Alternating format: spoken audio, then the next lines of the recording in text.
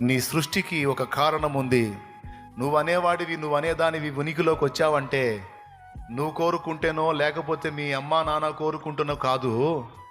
నువ్వు అనేవాడివి, నువ్వు అనేదానివి ఉండాలని ఆయన కోరుకున్నాడు గనుక నీకు జన్మ వచ్చింది, నువ్వు ఉనికిలోకి వచ్చావు. ఒకవేళ ఆయన కోరుకొని ఉండకపోతే నీకు రూపు లేదు, నీకు నామము లేదు, అసలు నీకు జీవితం జన్మే లేదు.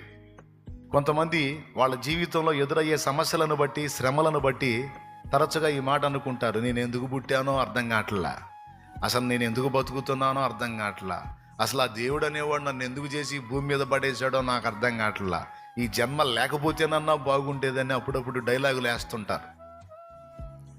దేవుడేం పిచ్చోడయ్యే మైండ్ పోయి నిన్నేం చేయలే. ఒక ప్రణాళిక కోసం, ఒక ఉద్దేశం కోసం, ఒక ఆలోచన ఉంది నీ లైఫ్లో.